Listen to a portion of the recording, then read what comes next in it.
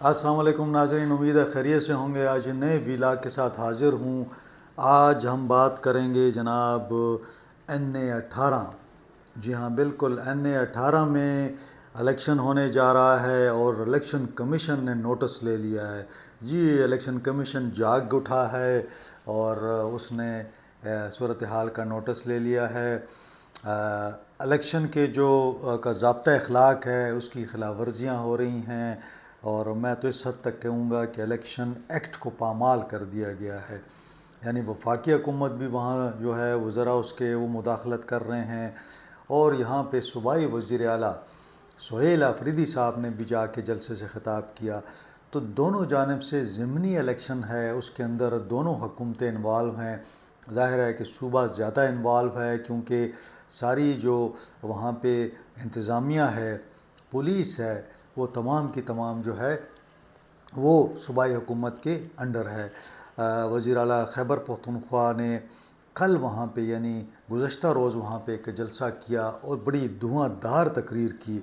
انہوں نے اس موقع پہ کیا کہا اور انہوں نے ایسا کون سا کام کیا جس کی وجہ سے بتایا جا رہا ہے کہ جی پرامن ماحول متاثر ہوا ہے، اور یہ خدشہ ظاہر کیا جا رہا ہے کہ وہاں پہ کوئی بڑا واقعہ فساد ہو سکتا ہے۔ ان تمام صورتحال پر بات کریں گے، اور بات سے پہلے آپ سے وہی ریکویسٹ کہ چینل کو لائک کریں، سبسکرائب کریں اور دوستوں کے ساتھ شیئر کریں۔ یہ جو بیل آئیکن ہے گھنٹی، اس کو پریس کر دیں، اور آپ کے تعاون کا شکریہ۔ آپ بہت زیادہ لائک کر رہے ہیں اور بہت زیادہ اپریشیٹ کر رہے ہیں، اس لیے آپ کا شکریہ۔ جناب این اے 18 کا جو ضمنی ہے حلقہ ہے، یہ ایکچولی عمر ایوب صاحب جو تھے ان کی نااہلی کے بعد، یعنی ان کو جب سزا ہو گئی 9 مئی میں، تو یہ خالی ہوا۔ اب جب ان کی سزا ہوئی تو دلچسپ بات یہ ہے کہ وہ ابھی تک گرفتار نہیں ہوئے، اور وہ خیبر پختونخوا کے اندر ہیں۔ حویلیہ میں انہوں نے جو جلسہ تھا اس کے اندر بھی شرکت کی۔ الیکشن کمیشن نے یہ کہا ہے کہ ایک مفرور جو ہے وہ جلسے میں موجود تھا۔ تو یہ مفرور کے بارے میں جو بات ہو رہی ہے، تو مفرور عمر ایوب صاحب ہیں۔ ان کی اہلیہ شہر ناز ایوب جو ہیں وہ الیکشن لڑ رہی ہیں، دوسری جانب سے مسلم لیگ نون کے امیدوار ہیں۔ مقابلہ ٹف لگ رہا ہے۔ اگر تو پچھلا دیکھا جائے الیکشن، تو اس میں عمر ایوب صاحب نے 1,80,000 لیے تھے ووٹ، کافی میجورٹی تھی۔ اب دیکھنا یہ ہے کہ کیا وہ پاپولیرٹی جو تھی تحریک انصاف کی وہ برقرار رہتی ہے یا نہیں، اور کیا مقابلہ ٹف ہوتا ہے یا یک طرفہ ہوگا۔ بہرحال تحریک انصاف کو ایج تو ہے، اس میں کوئی دو رائے نہیں ہے۔ ایک حلقہ ان کا بڑا مضبوط ہے۔ دوسری بات یہ ہے کہ صوبائی حکومت ہے، ان کے پاس انتظامیہ ہے، تو ظاہر ہے وہاں پہ ڈیولپمنٹ کے کام، لوگوں کے مسائل جو ہیں وہ صوبائی حکومت نے حل کرنے ہیں۔ وفاق کا اتنا اس کے عمل دخل نہیں ہے۔ اب یہ جو جلسہ ہوا اس کے اندر بہت سارے مقررین نے خطاب کیا۔ سہیل آفریدی صاحب نے بڑا دھواں دھار خطاب کیا۔ انہوں نے کہا دیوار سے لگایا گیا تو عمران خان جو ہے نا وہ ببر شیر پنجہ پھر ماریں گے، یعنی پھر وہ آ کے اٹیک کریں گے اور شکار بھی اپنا کریں گے۔ ساتھ ساتھ انہوں نے یہ بھی کہا کہ جناب قانونی تقاضے پورے کیے جائیں، اور بیوروکریٹس اور پولیس جو ہے نا اگر انہوں نے گڑبڑ کی یا الیکشن کمیشن کے عملے نے گڑبڑ کی تو اگر صبح ہوئی تو شام نہیں دیکھیں گے، اور اگر شام ہوئی تو صبح نہیں دیکھیں گے۔ مجھے نہیں معلوم کہ یقیناً ان کا یہ طرز عمل مناسب نہیں تھا، کیونکہ یہ تو ایک دھمکی آمیز بات آپ کرتے ہیں، اور لوگ اس سے یہ وہ لے رہے ہیں، اور الیکشن کمیشن نے بھی اس سے یہ تاثر لیا ہے کہ جیسے آپ کسی کو جان سے مارنے کی دھمکی دے رہے ہیں۔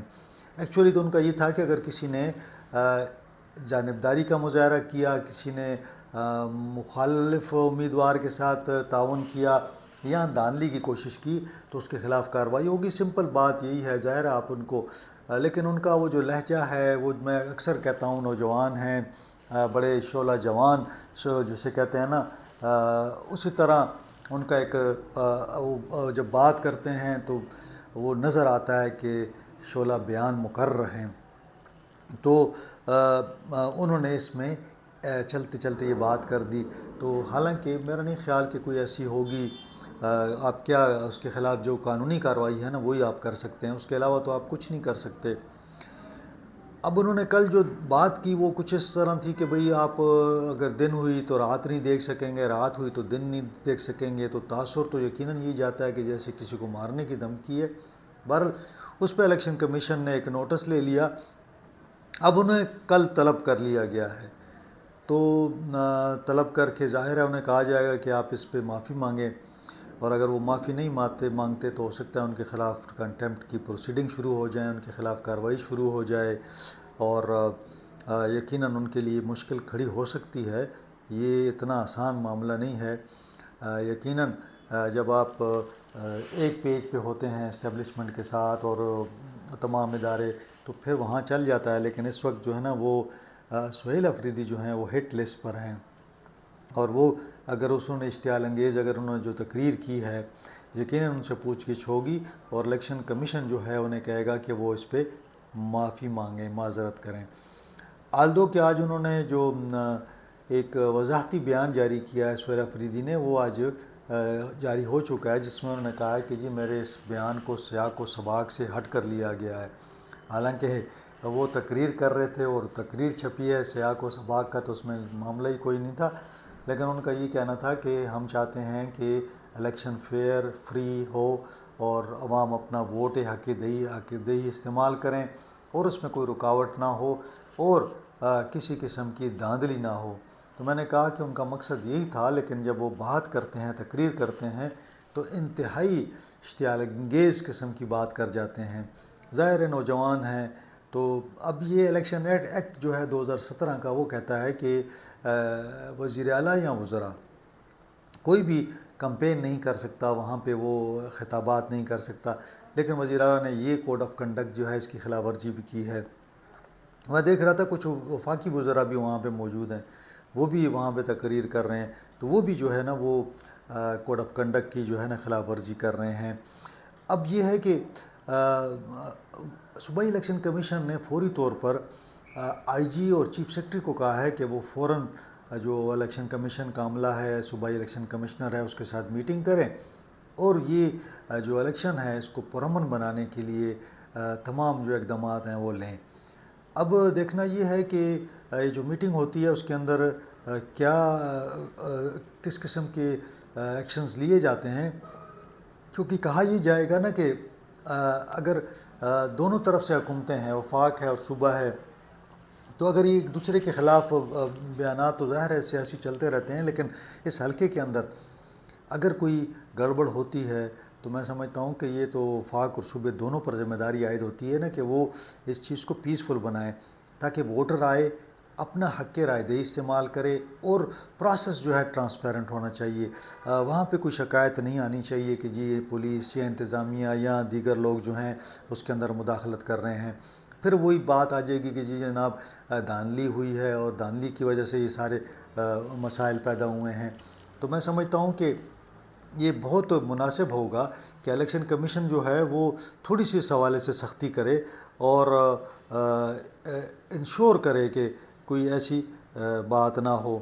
تو باقی یہ ہے کہ یقیناً یہ ایک سیریس مسئلہ اس وقت ہوتا جب وہاں پہ کوئی لڑائی جھگڑا ہوتا آپس میں، وہ ابھی تک اس حوالے سے تو کچھ نہیں ہے، لیکن بہرحال ابھی چونکہ الیکشن کمیشن نے کل بلا لیا ہے، تو اب دیکھتے ہیں کہ سہیل افریدی جو ہیں کیا وہ سٹینڈ لیتے ہیں، کیا وہ یہ کہتے ہیں کہ ہاں جی میں نے کہا ہے جو کرنا ہے کر لو، تو کیا وہ یہ کہتے ہیں یا وہ سرنڈر کرتے ہیں اور کہتے ہیں جی مجھ سے غلطی ہوئی ہے اور میں مطلب ہے کہ میرا یہ مقصد نہیں تھا، میرا یہ مقصد تھا۔ تو اگر ان کو پھر اس پہ معافی مل جاتی ہے تو میرا خیال میں کہ اچھی بات ہو جائے گی، ورنہ یہ ہے کہ ایشو بن جائے گا، ان کو نوٹس ہو سکتا ہے، اور نوٹس کے بعد اگر مزید کارروائی ہوتی ہے تو یہ میرا خیال ہے سیریس کانسیکوینسز ہو سکتے ہیں۔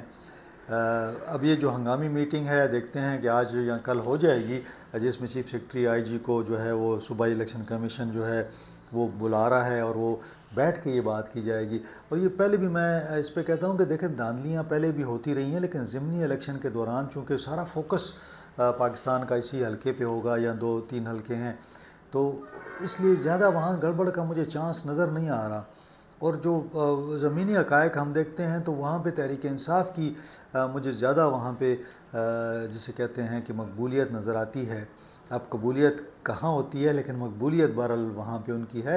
اور لوگ میں نے دیکھا ہے کہ حلقے میں جو لوگ ہیں وہ سپورٹ کرتے ہیں تحریک انصاف کو. عمر ایوب کی فیملی نے وہاں پہ کافی الیکشنز بھی کیے ہیں اور وہ وہاں سے کئی دفعہ جیتے بھی ہیں. لیکن بہرحال دیکھنا ہے کہ اب مقابلہ ہوگا، مقابلے میں کچھ بھی ہو سکتا ہے. لیکن میرا خیال ہے کہ وزیر اعلیٰ سہیل آفریدی صاحب کو بھی دھمکی آمیز رویہ نہیں اختیار کرنا چاہیے. وفاقی وزراء کو بھی چاہیے کہ اس ٹمپریچر کو ڈاؤن کریں، الیکشن ہونے دیں، اور الیکشن کے بعد جو بھی صورتحال ہو ہمیں اس کو ایکسیپٹ کرنا چاہیے. آج کے لیے اتنا ہی. انشاءاللہ اگلے ولاگ میں آپ سے ملاقات ہوگی. اپنا خیال رکھیں، اپنے اہل خانہ کا خیال رکھیں. مجھے اجازت دیں. اللہ حافظ.